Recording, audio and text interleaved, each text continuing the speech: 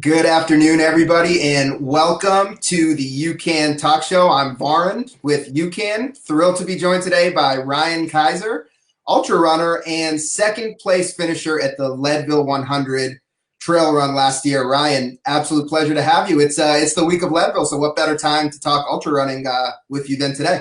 Absolutely. Thanks for having me. Absolute pleasure, Ryan. And yeah, as I mentioned, really a huge breakthrough performance with you for you last year at Leadville at the Leadville 100, finishing second overall. Leadville's coming up again this year. You are going back, right? Not to compete again, but you are going to be back in Leadville coming up this weekend, aren't you? Yeah. Heading out of Bend on Thursday night, flying into Denver, and then heading up to Leadville to pace a buddy for his debut Leadville run. So should be a pretty good race from what I understand. Pretty competitive this year. Some really talented runners out there. So I'll pace for about 40 miles and hopefully get my runner to the finish. I mean, he'll be doing the work, but I'll keep him company and carry whatever he needs carried for that race. And I'm sure it'll be special for you, going back after you really gave it your all last year there to finish second. Really memorable place. I'm sure you had some dark moments, some really great moments. What's it just going to be like being back in that scene, again a year later? It'll be good. I mean, these races, there's so many people that do Leadville. It's just the town swells. It's a very exciting atmosphere, whether you're running or pacing. My favorite coffee shop, one of my favorite coffee shops is in Leadville, City on a Hill. So I'll go back there and get a breakfast burrito and coffee, see friends. I know a lot of guys running. It's just, and there's no pressure of being a pacer and crewing for someone. You just get to enjoy the day and see it from a different perspective, which I'm excited to do. Awesome. Yeah, that should really be a special weekend. Well, Ryan, we're really thrilled to have you here today. We're going to explore several different kind of topics with you over the next 30 minutes or so. And for anybody who is watching live, if you have any questions for Ryan as we get through this, feel free to post them in the chat and we'll get to them at the end. But Ryan, we certainly want to talk a little bit about your background in the sport of ultra running. What drives this passion for running really long distances in really difficult conditions. Also, just talk about your experience at Leadville. For anybody who's tuning into this, who's heading to Leadville this weekend or is interested in running, what better person to hear it from than you? And finally, we definitely want to talk about your nutrition. So when you're running 100 miles, what you're putting in your body pre, during, post is really vital to getting you through those miles. And you've got perspective, Ryan, on having trained with different types of fuels and ultimately found that UCAN's worked really well for you. So want to talk through a little bit of that as well to wrap us up today. But in starting out, tell us, Ryan, a little bit about your background. What makes you or motivates you to say, I want to go out to these extreme conditions and run 50 miles, 100 miles, amount of miles that for some people might be unfathomable? Background. Well, the short answer is I do it because I can. It's just such a great way to spend life, I think, is getting out and spending long time periods on trails, whether you're covering a lot of distance or not, just being outdoors for extended periods of time and having the body to be able to do it. Your body allows you to do amazing things. And, sitting at a desk like I do most of the time, working on legal problems for people, that's great. And it pays my bills. I love it, but it doesn't give you that satisfaction of going out and moving through, big landscapes. So in 2013, I put myself in a position to do more trails by moving to Oregon and from Texas to Oregon. So what was previously kind of road running, half marathons and marathons, was quickly abandoned and kind of spent more time on the trails and met certain people that really kind of motivated me and inspired me and mentored me in that area. And so I had a pretty steep learning curve with some of those guys here in Bend. There's some great runners here. I won't name drop a bunch of people, but there's just tons of them. And so kind of got the bug in a way and just realized what a great experience it is in life to be able to go out and do these things. So that got me into the trails. And then trail running, as probably a lot of people know, is very different than the road scene in the terms of just the number of people that compete, your ability as a 40-year-old guy to still get a decent result in a race. That's not lost on me. That feels good as well. But it's just a completely different vibe. It's a different scene. It really feels like community-based. And I like that. I mean, I like sharing these types of experiences with people. So that's kept me involved. And then it's like anything. It's kind of contagious. Like the more fitness you build, the more time you spend doing something, when you see results, you want to keep seeing results, and you want to keep feeling good, and you want to keep developing your skills and your endurance and your aerobic fitness, all that base that that everyone cherishes. It's like year after year, it keeps getting bigger and better. And I don't collect many things in life. I probably consider my fitness or like my aerobic base or running is to be like one of the few things I truly cherish, and that almost in a compulsive way, I try to keep with it year after year, because I don't want to lose all the gains over time that I've put in. And that doesn't mean I don't take time off from running or take some breaks, but it's just like the one thing I want to keep doing well into being 50, 60 years old, or however old I can be and still do this. It's just real important to me. So the racing's a big part of it. I like that, but also just the daily in and out of training and being outside and honestly, it helps keep a calm mind and everything like that, all the stress that we all build up just kind of helps dissipate that each day. So I kind of am a better dad, better husband, better attorney for my clients. So that's kind of the background of how and why I do what I do. Now you talked about, having the road background and then moving to the trails. When you started moving to the trails and started, thinking about pushing the distance, are you the type of person that was immediately like, I know this is eventually going to lead into 100, or was there even kind of like, a moment of let me dabble with stuff longer than the marathon, and then, suddenly it's like, hey, I'm pretty good at this. Let me try 100. Like, how did that goal of let me run 100 miles, come about? Oh, I was over my skis from the get-go. I mean, I just was, I bit off more than I can chew in a few races, had terrible experiences, but I was kind of intrigued by the whole process. I think I jumped. My first big race was a 50-miler. Did it with a couple buddies. Had no idea what we were doing. Just see if we could finish. Finished. Like, all right. Well, next season rolled around. Like, maybe we can try actually racing one of these things. No idea what I was doing once again, but kind of just did more training, ran longer runs. That one went pretty well. And then a buddy said, well, why don't you jump into 100-milers? Just like kind of doubling a 50-miler. Just slow down on the first half. So yeah, that seems reasonable. That seems like the right way to do it. It's not anything close to that. It's not just 250-milers. It feels like 3 sometimes in terms of how you figure it all out. So I jumped into my first 100-miler with like such little training. When I look back at like my training logs, it's almost funny. Got through it though, and then that was after that first 100, I was kind of hooked. It's like I got to figure this out, and I'm still trying to figure it out, like how to get the nutrition dialed and how to get the training dialed and show up on race day like peak form, be it a mountain race or a flat loop course or whatever it may be. It's just such a tricky distance to nail. And I'd say I've come close a couple of times. Even Leadville wasn't nailing it. There were some pretty down moments at the end that were tough to get through. But I think that's what keeps bringing me back, is like kind of always feeling a little over my head at that distance. Yeah, I was going to ask you, like, is there a such thing as getting comfortable with that distance, or is getting comfortable with the distance just knowing that you're going to have to, dig to a place, that's very rare that you have to dig to? You do get more comfortable, I think. I mean, people probably had the experience. I had it in a marathon where your first few, you hit this wall, or you hit, maybe mile 22, 23, things, you come off the rails a little bit. And then as you kind of do more and more, you find like, okay, well, I made it through that whole marathon. I didn't bonk. And honestly, if that thing had 4 or 5 more miles, maybe it would have been a heck of a good 50K. But, your body in the hundreds does adapt the more you do, I think. I mean, there's some guys that have been doing them for a long time, and you can tell they've kind of got it dialed in terms of what they can expect out of their body. I think I've signed up now for 9, had a couple drops, but completed 6. And even over that period of completing 6 100-milers, and not just ultras, but the 100-milers, I've noticed a progression in just what my body will tolerate. Maybe things get a little bad later in the race. Maybe stomach holds on a little bit longer. I remember the first one I did, Pine to Palm in Oregon, for like a month afterwards, I had tingling in my back and feet, and like, I don't know if it was nerves or what. And then I was like, man, this is just not what I want out of a race. I don't like this feeling. But as I did more of them, those sorts of things just went away. So I do think the body actually does adapt to the distance and the stress that you put on it the more you do them. Now, you're obviously not just showing up there, on race day and saying, oh, let's go out and run 100 miles. You're training your body to do this. But you've also, having a lot of experience running, I'm sure, have kind of layered on fitness over the years, to get your body to a point where you can do this. But when you sign up, I think you just alluded to having signed up for 9 of these ultras thus far, if I heard that correctly. What does the training process look like for you? How, maybe how long prior to that race? Are you really seriously training for that race? Maybe if you could give us an idea, like how many hours, a week you might be training for a race, and even what some of your longer days look like.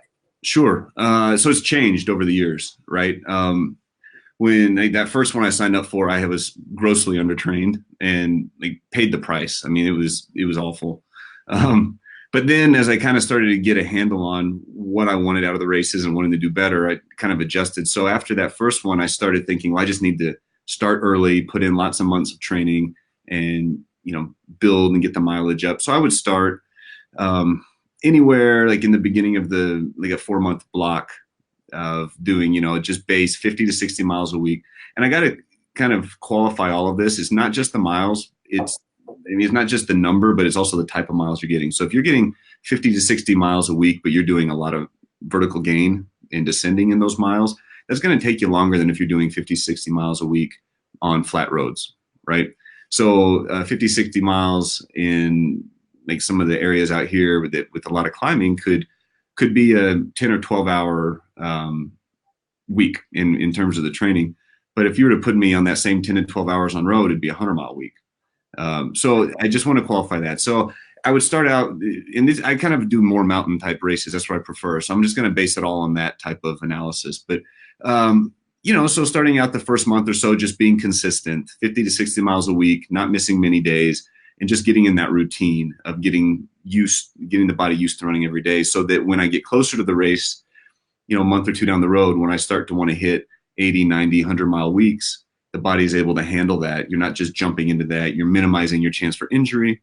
So I would normally do a month or two of that type of work, throw in maybe a marathon, maybe throw in a 50K, those types of races, and use races as a way to get in long runs and kind of do those harder efforts.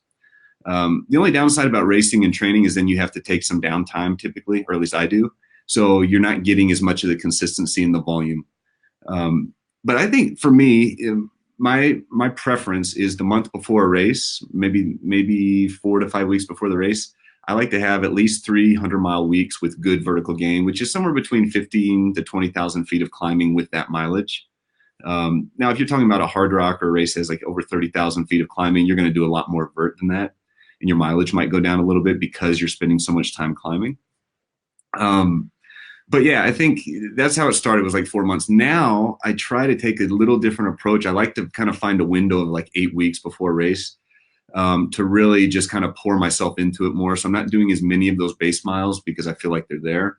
And then I'm jumping in to higher mileage quicker and living in this kind of, high intensity, not just in terms of like speed work, but just the more miles in a shorter period of time to get ready within maybe a little bit of an abbreviated taper. So I think the taper is huge. I mean, I always take at least 2 weeks, and on big hundreds, I'll take 3. That doesn't mean you're not running. You're just really significantly cutting back on what you're doing, because the rest, I think, is so important. If you've really done the right training, you then need the rest to be ready. So nowadays, it's more like 8 weeks build up for a 100-miler, and it's all different for a shorter distance. If we're going to talk 100Ks or 50-milers, then, which I don't think is really the topic today, it would be something different. It's always good when you're talking to, you go to marathon expos like we do a lot at UCAN, and you hear people reference the shorter distances as the half marathons, right? But when you're talking to a 100-miler guy, the short distances become the 50-milers. I had to chuckle when I heard you say that. But yeah, that's a really good insight into the training. And it's interesting to hear how it's kind of evolved as you've got more experience, and you found out maybe what works best for you, or maybe kind of understood that, hey, what's more important for me is to perhaps emphasize recovery than do, those couple extra weeks of training or push it too early. So yeah, like anything, I'm sure you've learned and evolved as you've gotten better. And I guess, kind of the other big component of ultra running outside of the physical training is the fueling. What has that evolution been like for you? When you first started in the sport and you kind of realized like, okay, I'm going longer than a marathon. The way these races are situated is a little bit differently than a road race. It might be more, convenient for me to get fuel, right? If there's, based on the way aid stations are set up. But how did you just approach the whole task of, I've got to fuel myself for this distance? Yeah, that was hard. That was a really hard learning lesson to learn, because my best recollection of it, it's been a few years, was, I mean, I was truly just taking gels at first, a lot of gels, and I didn't know how many to take. Sometimes those jelly beans, which were a joke. Um, but no offense to jelly bean companies or whatever, but it's just silly to me. But yeah, take these gels and jelly beans and whatnot, and trying to get enough in, and I didn't know what to do. I didn't know how to pace, and I didn't know it was okay to run a 13-minute mile when you're going, gaining 600 feet in a mile or 700 feet in a mile. Like, that's perfectly fine. That's actually probably pretty good. So there's all of that goes in the equation, and then your body's trying to learn how to be more efficient. Because as you pointed out, you'll have sections in some of these ultras where you're going maybe anywhere from 10 to 15 miles on some of them without aid, where you're sustaining yourself with whatever you're carrying on you. So I worked away then from the gels, just because, I remember the first 50 miler I did out at White River, I think I carried like 30 gels with me. It's like, this is ridiculous. I don't know what I'm doing. And it just didn't seem to work. And then after you take enough of them, for me at least, my stomach was getting really twisted up, just too much sugar, too much of the same thing in there. So then, you start working your way. People tell you, well, use solid foods, try to eat solid foods early. And there's some merit to that, but, it just seems like a lot of races I do sometimes are in hot conditions. So getting solid foods in for me is a little tough, just from the digestive standpoint. So maybe early on. And that's one thing, you and I have talked about before, is for these 100-mile races. Now, one thing I do is I try to get as many calories in with a big breakfast before, with, bagel, eggs, bacon, oatmeal, some coffee, and UCAN as kind of like the topper at the end, before I head out. And that might be the only solid food it's of substance that I can get in. That doesn't mean you don't try to snack on something throughout the race, but for me personally, it's hard. So when the gels started giving me a little bit of the stomach stress, is when I started looking in and found UCAN years ago, back in 2013. And I was doing a little more of that kind of ketogenic diet back then. And so it really worked in well with that, because I was already trying to eliminate some of those sugar spikes and insulin, all the insulin issues. So I've now moved away from that and just have a normal balanced diet, but UCAN still stayed part of it. And I still use gels during races, but not to the same degree as I did before. So like the UCAN for me, if it's okay to move over to that subject, the UCAN for me is something I take in the morning after I've had the big breakfast.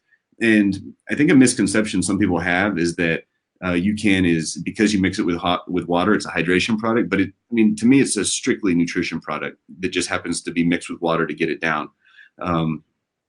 So I'll take 3 scoops after that meal in probably 8 to 10 ounces of water. So it's a little thicker, and take it down that way. And then throughout these 100-mile races, I try to take them about every 20 miles, or if I can, or basically no more than 3 hours if I can help it, get a new serving of 8 ounces of water, 3 scoops. And that's my base fuel for most of these races, the hundreds for sure, and also 100Ks and 50 milers. So that'll be part of the base. And then as I need it, like if I'm getting a low point mentally, that often triggers to me that I need a little bit of sugar. So that's when I might pop a gel. No particular brand that I use more than others, but I'll pop a gel just to get that kind of sugar, get the mind to know that, hey, it's okay. Like, you still have a little sugar coming in here. And then that tends to get things back on track.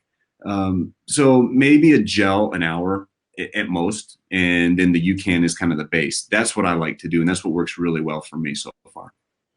A lot of interesting things that you mentioned there, Ryan, to dig into a little bit more. So I think, kind of when you talked about the early strategy that you employed, the 30 gel example that you gave, I think for a lot of people when they're thinking about running distance, it's really that idea of like, I need to carry as much with me as possible to make sure I've got fuel kind of at every waking moment, right? And it seems like, with a lot of the sugar-based fueling strategies, that's kind of the approach you have to follow. And then for some folks it might work, but the reality is you have to fuel frequently, you have to carry a lot, and you may have issues with your stomach. Now, you talked about learning about UCAN and initially learning about it in conjunction with your low-carb diet. I think it's super interesting that you kind of had the experience using it, being very low carb, as well as using it being a little bit more balanced, and kind of found it to have, I'm curious a little bit, maybe not at the moment, about if there's been some nuances on how you used it differently with each type of plan, but broadly speaking, it seems like it's giving you that even energy independent of the type of diet you're on. what I wanted to share with folks just quickly was with what Ryan was talking about with UCAN, which you see right here. And I know you use the plain one, Ryan. This is one of the flavored products. But the basis of UCAN is really the carbohydrate in UCAN, which is a low glycemic, slow burning complex starch. So instead of sugar, you're getting your carbohydrates and your energy from starch. And I think for you, you kind of just detailed it, but the way the super starch, which is the carbon UCAN, kind of behaves and works metabolically, that really slow and even breakdown, it kind of changes the whole fueling protocol, right? Like it's almost a completely different protocol for you. Can you just, you mentioned it in the context of what you were just talking about, but can you kind of just talk about that frequency of fueling element with UCAN versus something more fast acting?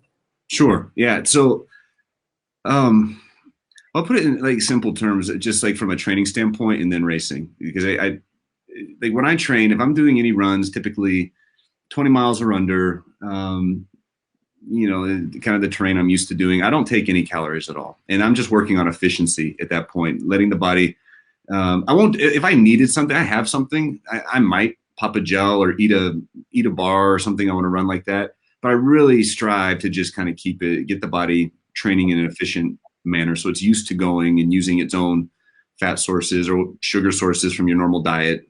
And that's fine for a 3-hour effort if that's just, what you're doing.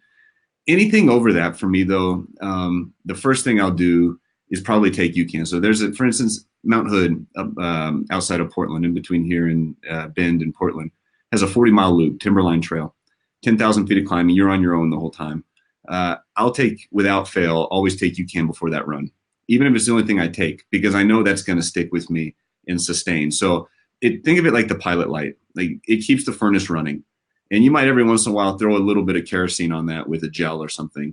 And that, that gives you that immediate boom. So UCAN's not going to, for those of you that haven't used it, it's not going to give you immediate boost of energy. You're not going to, like when you take a gel, you're like, oh, I feel that all of a sudden. I'm like, it's pulling me out of this little bump.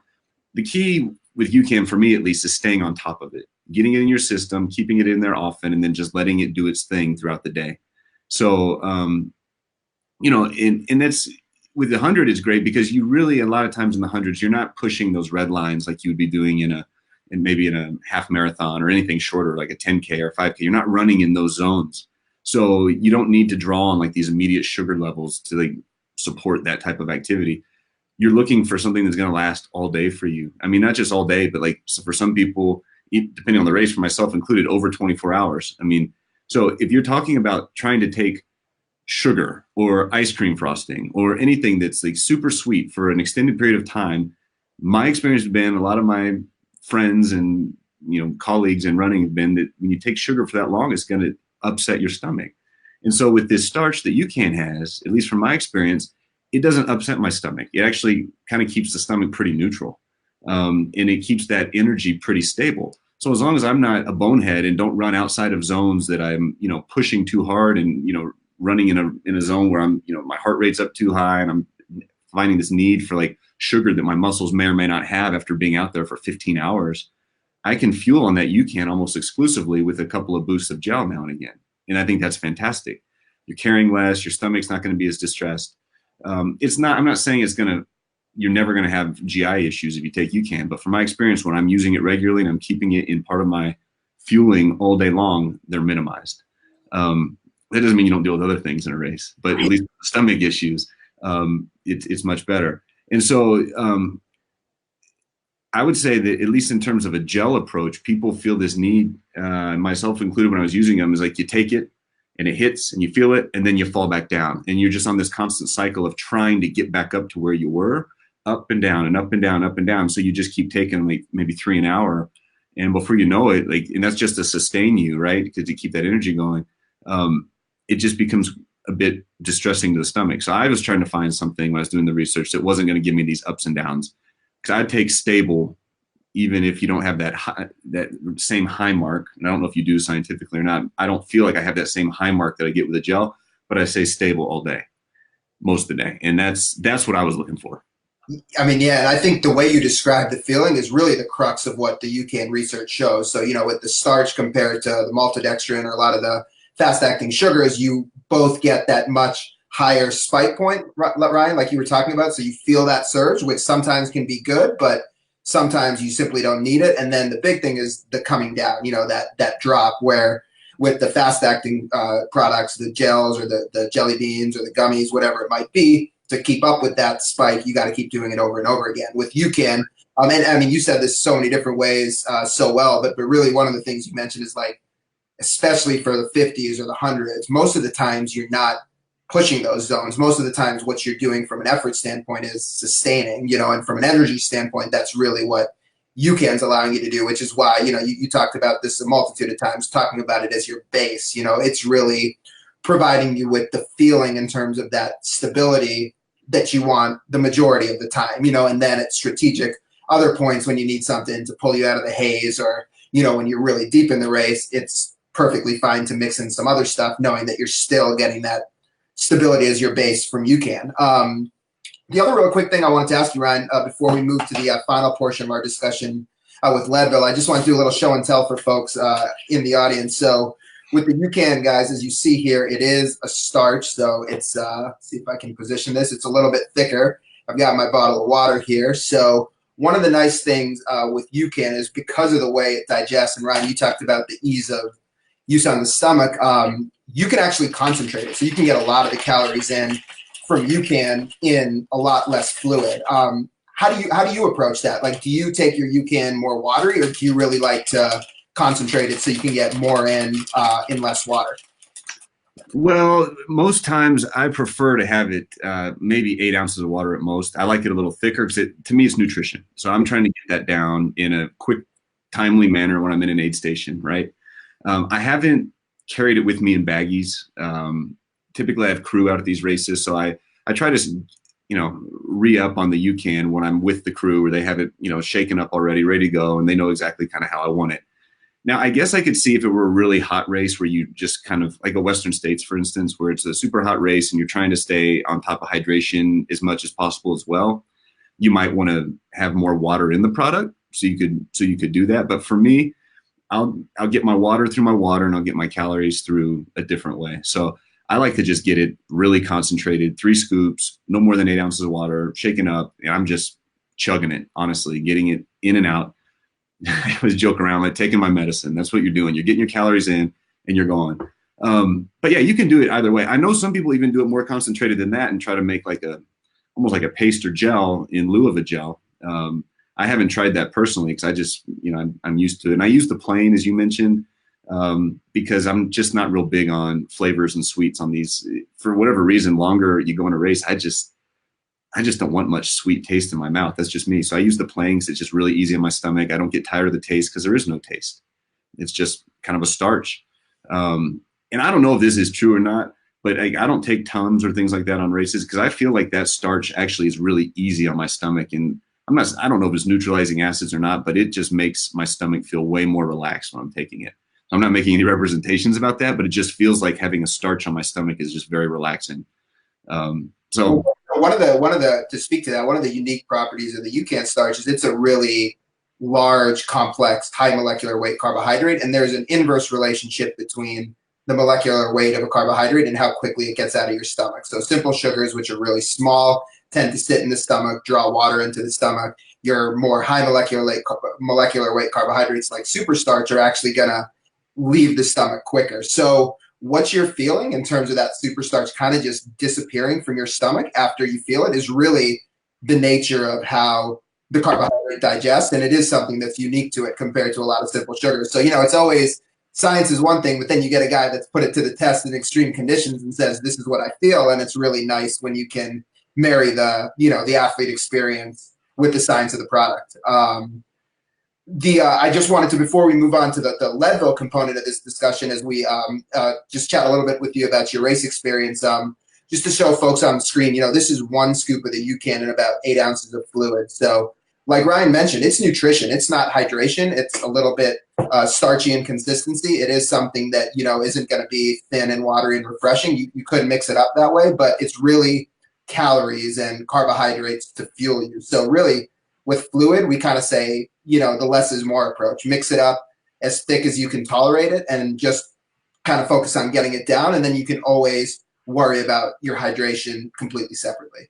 I will say, it's probably not the best idea to put it in a hydration bladder. I learned that the hard way because it does have a starchy component to it, and it could get kind of gunked up in there.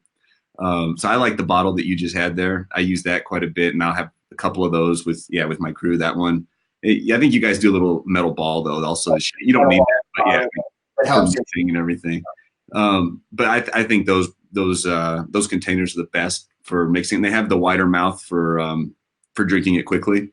Like if you can show the bottle there, like the flip top has like the white. So yeah, so that's what I like to use. Snap it down, and it's good to go.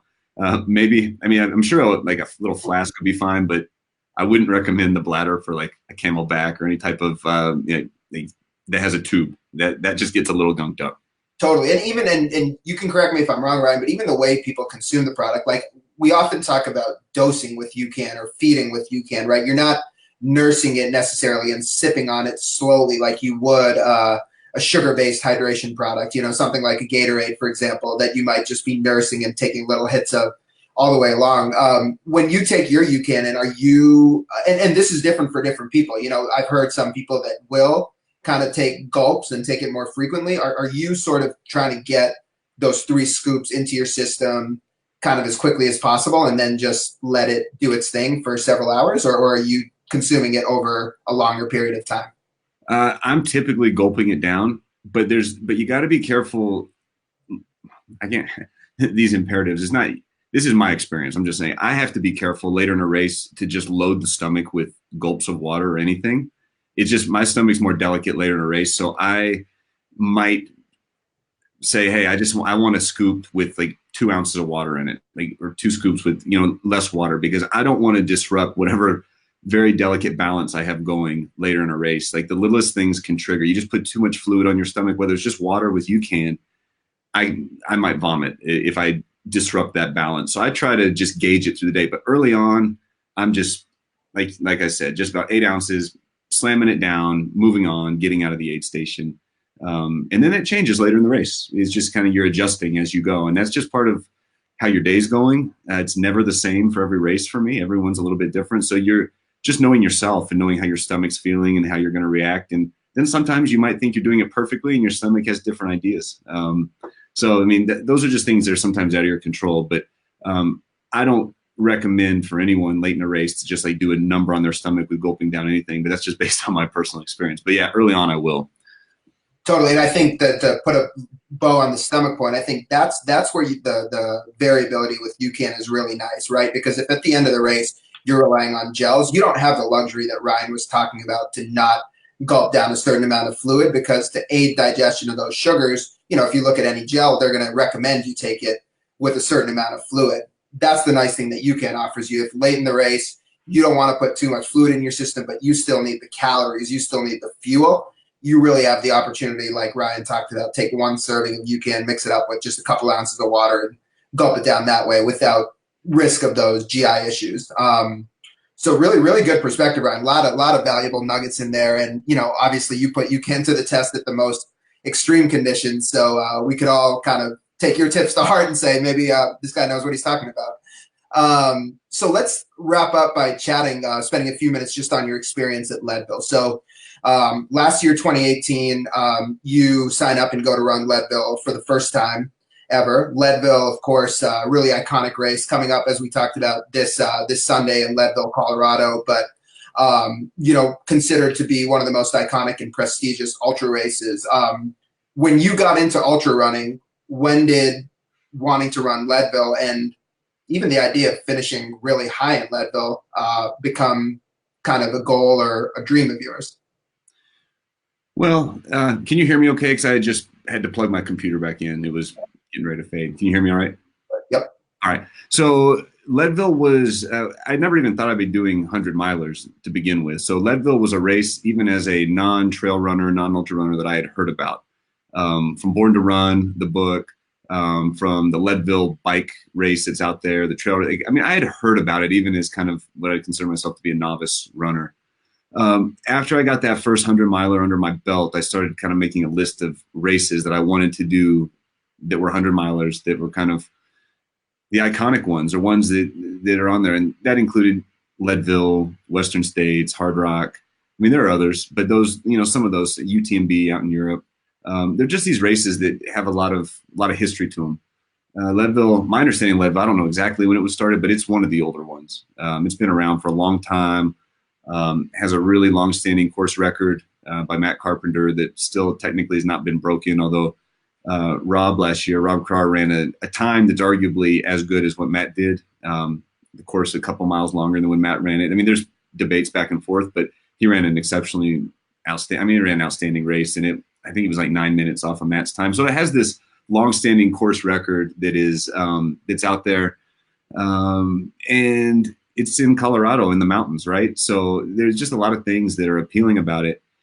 I think a lot of folks want Leadville to be their first race, their first 100-mile race. So it's a big race. I think it has close to 800 people that at least are starting. Finishing rates are always different year to year, but about half typically finish the race, maybe more or less any given year, depending on the conditions and whatnot. But and also on top of it, for those people that like the belt buckles, it has a huge belt buckle. I don't have my belt buckle here, but you get this really cool belt buckle when you finish. You would never wear it. I would never wear it, with jeans or anything, but it's a nice one to have up on the shelf just because it really stands out. It's a good looking belt buckle. So there's these little things that go with it, but it's just it's just a matter.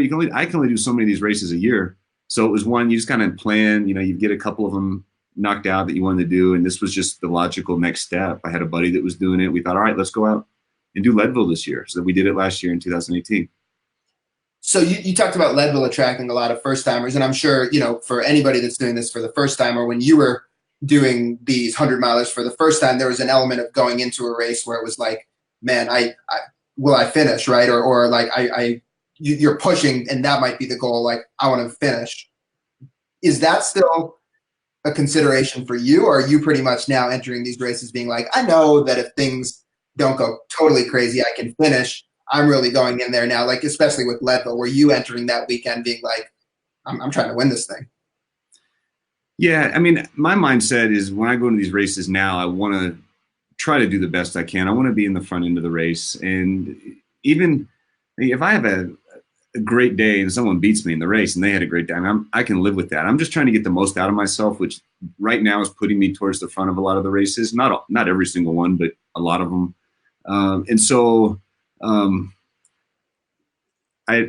I know I can finish these races just about any given one. That's not the issue for me. But I don't always know if I'm going to finish, if I'm going to push myself to try to get the best out of myself. So I've had some, like I mentioned, I've dropped out of a couple, and sometimes you've just kind of pushed the envelope too hard and you pay the price. And when it gets bad, when it gets bad in 100, it gets pretty bad. I mean, I've walked in after some that makes from mile 80 in, and it's terrible. I mean, and then I've had some where I've dropped, one I dropped recently at mile 75 because I got sick and, overdid it, too much effort early in the race. And it was just kind of trying to push that envelope for me. So it's not a foregone conclusion that you're going to finish. But if I were to go to a race and say, hey, the number one goal in this race is to finish this thing, I think just about any 100 now at this point of doing them, I could finish. So it just depends the approach. But I'm at the approach now where I want to try to get the most out of myself. So it's not lost on me that it could end up being a bad day and there could be a drop, although I try to avoid that.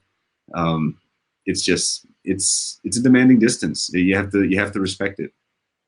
So I'm sure, with that being with your mentality going into the race and really pushing yourself in that distance, there's probably times where it does get very low. Is there something you can harken back to with Leadville last year where it got really low, and do you remember, or is there anything in particular you might have done to pull yourself out of it?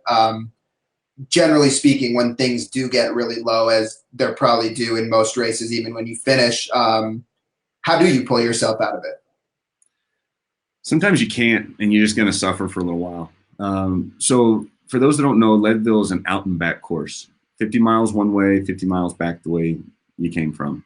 The challenge of that course is pretty much twofold. One is not a feature or any mountain that you're going over. It's just the altitude. You're pretty much at least 10,000 feet.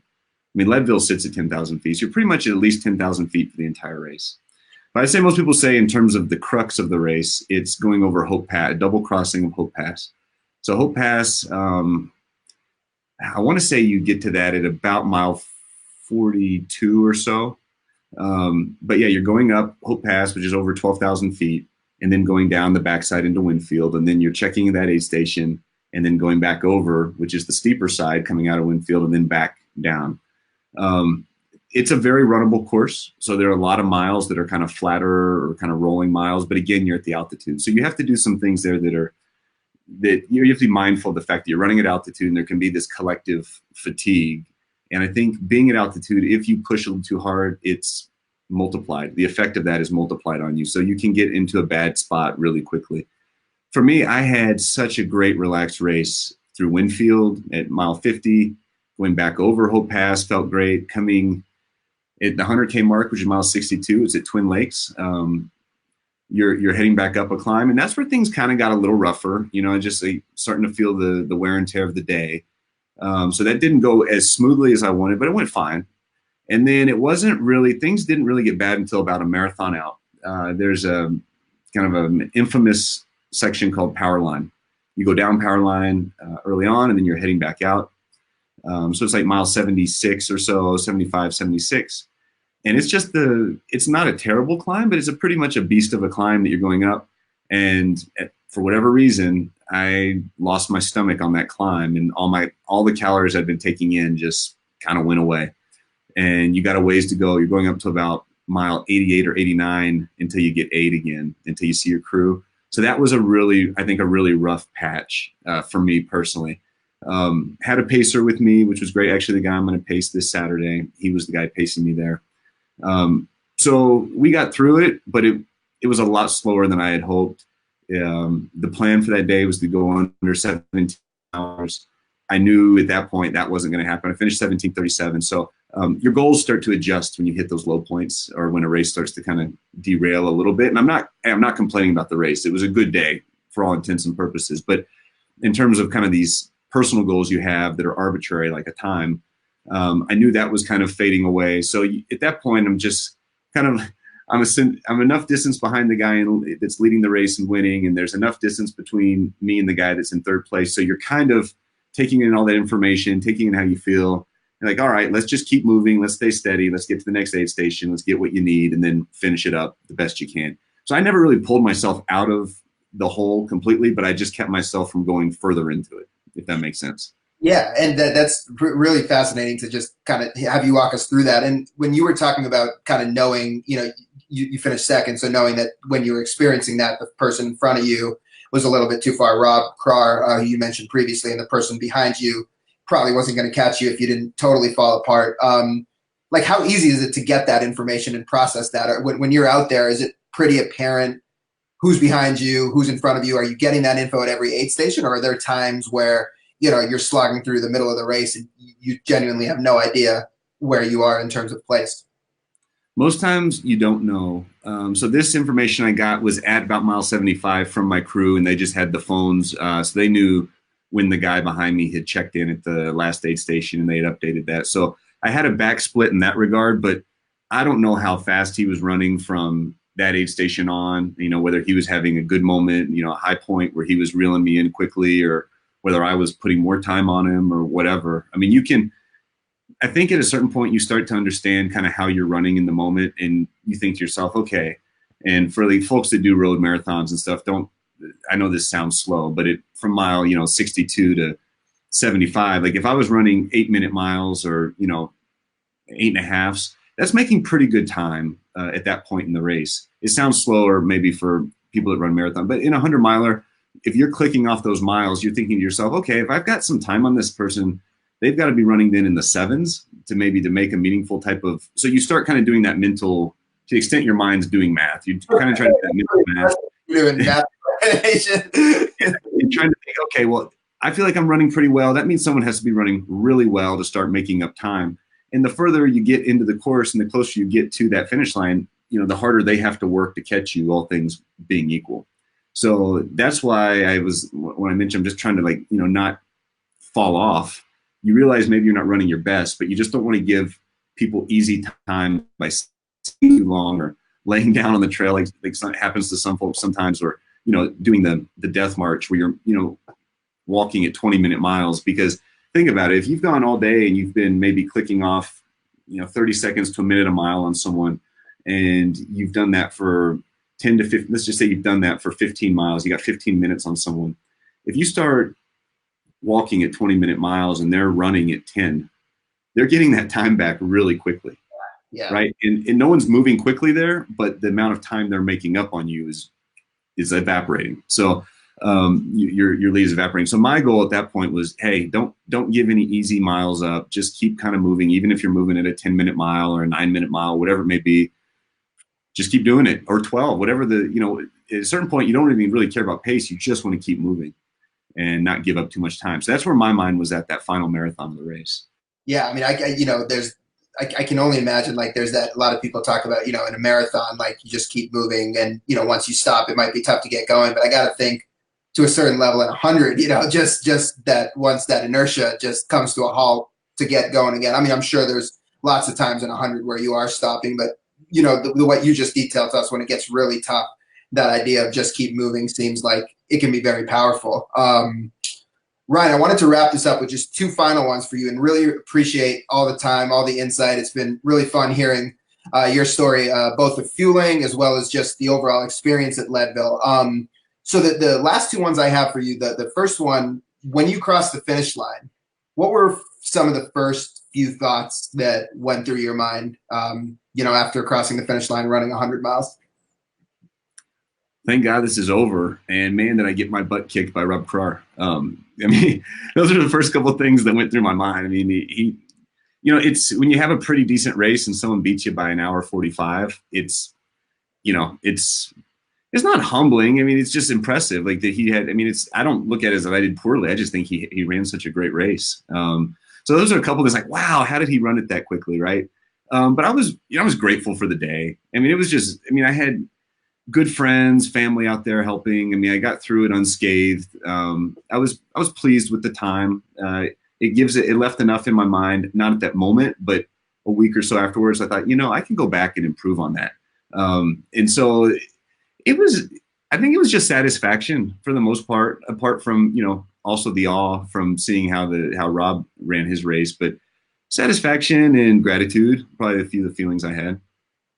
It's pretty special day. I can only imagine the rush of emotion that must hit you when you cross the finish line. But I think what you first said, thank God it's over. That's probably the most natural feeling that everybody who probably dreams about what they might feel in that moment, we could probably say, like, yeah, that's probably one of the first things we'd think about. Yeah. The other one I have for you. So you touched on this a little bit, but you're fitting in training for ultras and running at this high clip with a pretty busy life, right? 3 kids at home. You're a lawyer, which you mentioned, and have your own practice. So what do you feel like the ultra running component of it, and the training and everything that you put into it, has added to the rest of your life? Assuming you feel that it has added something to the rest of your life. Yeah, I think that's a great question. It has added, it adds balance, believe it or not. You would think maybe adding an extra thing that's very time consuming, because there's no faking it. Like, you just got to put in the work for longer races. Like, you can't, I mean, you can't just show up and say, I'm going to go. I mean, maybe someone can. There's those guys out there that pride themselves on having the real strong minds, and, the former Marines and whatnot that come out and they say, hey, I can just mind over matter and then get through it. And I get that. There's some of it. But, like, to really do well on the races, I think you have to put in the work. So adding an extra level or layer to my life with the training might seem at first to just complicate things. And don't get me wrong, I have the typical squabbles that spouses have about, being around more and whatnot and contributing more. And that's not lost on me. But it really does make me, I think, more balanced, because I have to have more structure in my life to get the training in. And it makes me, there's just a certain amount of stress we all deal with. So I think the running and the training allows me to be the better husband, the better father, the better attorney, because the daily stresses are essentially kind of dissipating with every run that I do. It's amazing. Things can be on your mind where you get worked up on it. And then you go out, you do a 10-mile loop on one of your favorite trails, like here in Central Oregon, and all of a sudden that doesn't seem as bad. You've got a new perspective. Maybe it's an endorphin high even, but whatever it is, like it makes you feel better. and you come home or go back into the office or whatever it may be, or go pick up your kids. And I'm just a better version of me when I'm training. And I'm a worse version of me when I'm not, or when I'm injured, which isn't that often, but if I get injured, I'm a worse version of me because I don't have that release. So that's what the running adds to my life. And then you can get to different layers, like the racing strokes the ego. When you have a good race, there's always that component of things that people feel good about. You get the social side of things when you have training runs or get the beer with a buddy after a run. So, I've gotten to a point in life where I think unless you run, you're probably not going to get much of my free time in terms of socializing. It's just the way it goes because the family gets the most. And then, if I run and you run, then we can maybe get together and run and grab a beer afterwards. But it's just one of those 3 buckets I have in my life with family, work, and running. And I'm okay with 3 buckets for now. Maybe I'll have more when I be more interesting of a person when I have more time. But for right now, it's those 3 buckets. Well, I'll tell you what, we were able to get 52 minutes and counting of your free time today, so we should consider ourselves very lucky because run, Carly. But no, I think that's a great perspective too, because everything that you just shared there, right? Like it's just really interesting to hear how one feeds into the other, and they all can work harmoniously together. But also, like you said, it takes work, it takes planning. Like they're not working together harmoniously by accident. You're structuring your day and your life in a way to make them all feed into each other. But with that, Ryan, I just really want to thank you for giving up your time. Really great to chat with you. Great to hear kind of your story, hear your experience at Leadville. Really valuable insight into nutrition. So hopefully for all the ultra runners that are listening out there, you learned a thing or two from Ryan, whether it was about training, prioritization, fueling. I guess in closing this out, what's next for you? What are you getting excited for now? What are some kind of goals that you've got looking ahead? Well, it's been a pretty busy racing season. I've raced more this year than I typically do, but with Hard Rock being canceled this year, I was kind of the 100 I have next on the calendar is out in Idaho, and that's September 14th. Is I Am Tough 100 miler. So I'm looking forward to that. And then after that, just a little bit of downtime and try to get ready, the best word, but it's been around for a while and it's just a really good field, always shows up for that. And then the California International Marathon. I'm 40, actually I've just turned 41 by the time that race happens, but I'm still trying to work on getting some new PRs while I can on the road. So the California National Marathon in December is probably how I'll wrap up the year. So 3 more races really, if things go as planned. And just then keep on running and just staying active. 100, a 50, and a marathon. Pretty nice. Yeah. Right out the year. Yeah, that'll be a good way to wrap up the final quarter of the year. And hopefully by the time I get to that marathon, it's feeling pretty manageable up here in terms of the duration. And it's a different animal, as you know. It's just different gears and different effort. So. Well, that's awesome. Well, Ryan, thanks again for your time. I know as these other races come up, we've chatted about, you kind of tweaking the way you've used UCAN for some of these different races. So, maybe in a few months, if you figured out anything new, we'll have some more fun strategies to share with folks. But for today, I just want to thank you again for your time. I want to thank everybody out there in the audience who's tuning in. Have a great day. If you're running 100 miles, if you're running 50 miles, this man right over here is somebody that we could learn a little something from. So thanks again, Ryan. Really appreciate the time today. My pleasure. Thanks for having me. Take care, guys. Thanks, everyone. This is the UCAN Talk Show. I'm Varun for Ryan Kaiser. We'll see you next time.